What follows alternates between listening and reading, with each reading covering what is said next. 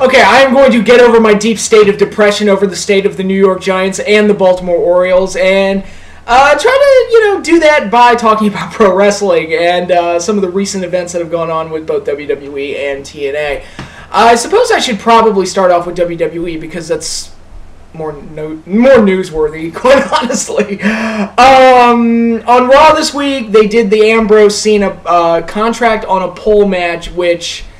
Say that out loud. On a pole. Like, anything on a pole. You want to make something sound silly, just add on a pole to it. It just sounds ridiculous, and I would not be unhappy if the pole match just went away entirely. I know Russo gets a lot of the blame for the pole match, and to some degree justifiably so, because he booked a shitload of them, and he booked some of the goofier ones.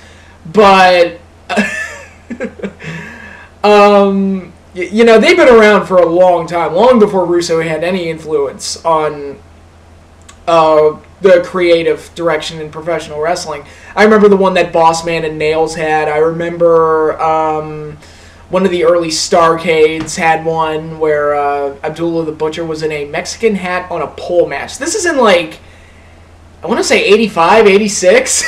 That's the type of match that's going on. Even back then, in the NWA, which was seen as the more serious company.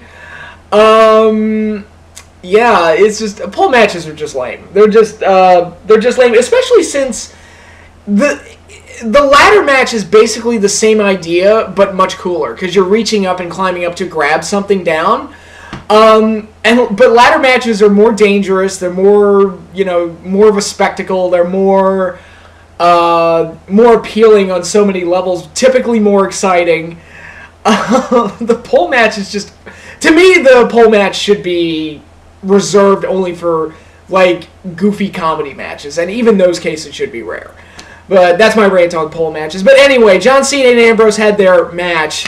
I use that term loosely because the match was fucking... It wasn't even really a match, it was more of a three-ring circus, but thankfully... Dean Ambrose won, and we're getting Dean Ambrose versus Seth Rollins in Hell in a Cell. And yes, we had to go through this stupid match on Raw, but I got to a point where I was like, you know what, I don't care how you get there, just get there. Just whatever you have to do. Whatever thing you have to come up with to protect John Cena, just do it. I don't even care. If you want to have 80 guys come in and interfere and call, which is kind of what happened. No, it wasn't 80, but it's kind of what happened, where it was a big fucking clusterfuck that Dean Ambrose just happened to come out on top of. But whatever, fine, I'll go with it. If you want to have Hornswoggle in his gator costume having sex with El Torito, and the distraction causes Cena to go, what the fuck? And then Ambrose climbs up and grabs the contract. Whatever you have to do, I don't even care. You want to have Katie Vick jump out of the box and give Triple H a blowjob to get to that point? Fine. I don't care. I will go on whatever crazy journey you want to go on as long as I get my Ambrose Rollins Hell in a Cell match.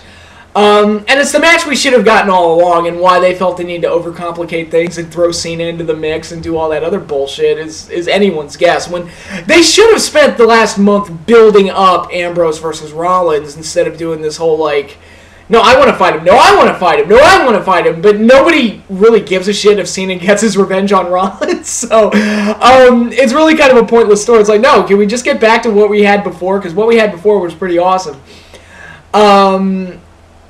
But whatever, we're getting the match, and hopefully on Raw this week, or next week's Raw, they don't do anything to ruin it, and we just straight away go into our Hell in a Cell match. Now, the downside is that we are getting John Cena versus Randy Orton in a Hell in a Cell match. Because, again, if you win, you get a Hell in a Cell match. If you lose, you get a Hell in a Cell match. Does that make sense? I don't know. It's like WCW 2000 all over again. It really is. Because pole matches determine everything, and the consequences to losing don't really make sense. It's almost nostalgic in a way. It's oh yay, shitty WCW. I remember those days. It's just, does anybody really want to see Cena and Orton again? They've had a Hell in a Cell match before, and this is coming from somebody who has never enjoyed their matches ever, even when they did it the first few times. Now I'm just bored with it. I'm just, I just don't give a shit. I do not give a shit. And it definitely doesn't warrant Hell in a Cell. And again, the Royal Rumble earlier this year, the two-headed title match, and the crowd shit on it. It was like, we don't care anymore. We've seen this match 800 times. We don't care anymore. I mean, my God. And here they are doing it again. And in the perverse mind of Vince McMahon, he crafted a situation where we would want Cena Orton to happen just so we can get the match we want in Ambrose Rollins. And which, that's evil, right there. That is just beyond sinister and evil. But whatever. I don't like that there were 2 Hell in a Cell matches. I especially don't like that Cena Orton is happening on this card. But we're getting the match we wanted. We're getting the match that, quite honestly, the build-up deserves. And hopefully they deliver, and the stuff they've done over the last few weeks hasn't done anything to damage it. And hopefully Rollins and Ambrose go out there and have a hell of a match. I would even consider having them go before Cena Orton. Let Cena Orton close so everybody can just leave and go home. And Ambrose and Rollins don't have to follow a Hell in a Cell match. So, they'll be the true main event of the show, and Cena and Orton will just be kind of like this window dressing that nobody gives a shit about. Kind of like Mark Henry and Kurt Angle was at Royal Rumble 06, where, seriously, nobody cared. That is one of the funniest reactions I think I've ever seen to a main event match, where people are visibly walking out of the arena because who gives a shit, right? But yeah, there's that.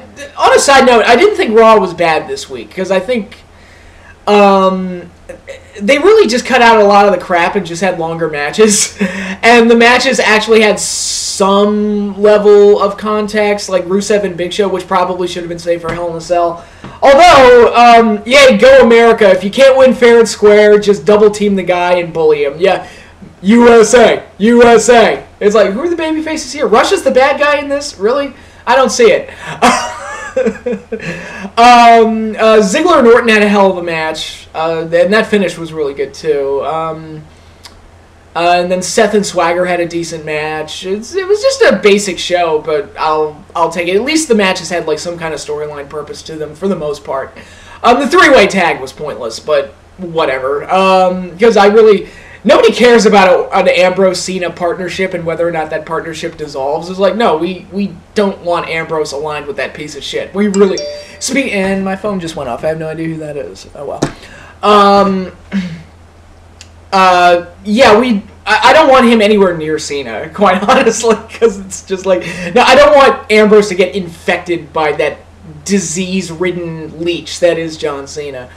But in any case, Raw wasn't bad this week, and at least for Hell in a Cell, they got on the right train. Let's just hope that they follow it to the proper destination and they don't do anything next week to mess things up. But, so there's that. Then I have to touch up on TNA. I did see Bound for Glory. I did not preview it because, in my mind, what was the point? They did almost nothing to promote the show. There was no storyline purpose to a majority of the matches. The one match that did have a storyline purpose was... the storyline makes no sense. Why does James Storm hate Muda, and why is he brainwashing people to get him to join him in his crusade against Muda? I don't understand. It doesn't make any sense. People say it's a ripoff of the Wyatt family. I'm just trying to figure out what his motivation is, which, again, kind of close to the Wyatt family at this point, because the last few months with Bray, I'm like, what's his fucking motivation? What's his reason for doing anything? Nobody seems to know. It's like he just does things because he's creepy and weird. I go after Jericho because I'm creepy and weird, booga booga. And then they wonder why his character has suffered. Because the writing be the shits, and that's a problem. But TNA, this is supposed to be their biggest show of the year. It's supposed to be their season finale, Bound for Glory. It's their 10th Bound for Glory, which you think would be a bigger deal. And I think the setting in Japan is a neat idea, and freshen things up, provides a new setting or whatever. Although one problem was that production-wise, the lighting was very bad. It looked like a show from the 1980s. And who the fuck keeps texting me? Sorry, let me turn this off. Okay. Anyway, it was just... so the show didn't look that good, but going into it, there's no storyline purpose to most of the cards, so at the end of the day, you just gotta shrug your shoulders and go, what's the point to any of this? I watched the show. The matches themselves, for the most part, weren't that bad. I mean, they were well worked from an athletic standpoint, give or take a few instances here and there, but there was no point. And that was the problem. There's no context, so it just felt like I watched 3 hours of empty calories. Should I care that Great Muta got his revenge on Storm? And Sonata? I guess, but again, that story didn't really make much sense. Velvet, as far as I know, had never been built up as a contender to the Knockouts title, so who cares if she beats Havoc or not? That was just a throwaway. X Division title 3-way, which everybody's saying was the match of the night, but again, Joe already beat Low Ki, and they never built up Kaz Hayashi as any kind of a contender, and that's part of the problem. They have all these Japanese talents that they're having them interact with the TNA guys, but they never told the TNA audience who these guys were. Leading into the show, okay, this is the best example, because this is just the one that kind of, I like to use as the kind of the microcosm for showing all of the problems with this. They threw EC3 up against some big 400, 500-pound guy. Ryoto Hama, I think his name was. I'm sorry if I'm mispronouncing that or if I'm not saying it right, but he was kind of like a Japanese Rikishi, basically. You have this guy who's this heel, EC3, who I like, and I think he's one of the diamonds in the rough of TNA right now. I do like the guy, and most people have given him positive reviews, and rightfully so. I think he's a good heel. I think he's a solid talent. He's unbeaten. He's undefeated. He's able to get heat. Okay, you're doing this interpromotional show that you knew about back in March, and you could have been building up the entire time, or at least little by little, doing little things to make it work. And you have this undefeated heel that people hate and can get heat, and you're throwing him up against a 500-pound guy, and you're not going to tell us who the 500-pound guy is, and you're not going to show EC3 being intimidated that he's being thrown in the ring with a 500-pounder, or something. I mean, you got nothing out of it, and that's just infuriating to me. You could have been having him cut promos about how I'm better than any talent in America, and Japan it'll be no different, and I will walk out of Bound for Glory undefeated because I'm just that awesome, blah, blah, blah, all this other stuff. You can't wrestle, I disagree, and all of that crap. And then show, Muta making an announcement that he's going to throw EC3 up against Hama. And then you see a video package for this big fat guy that kills people, and then EC3, pisses his pants out of fear. It's like, oh, shit.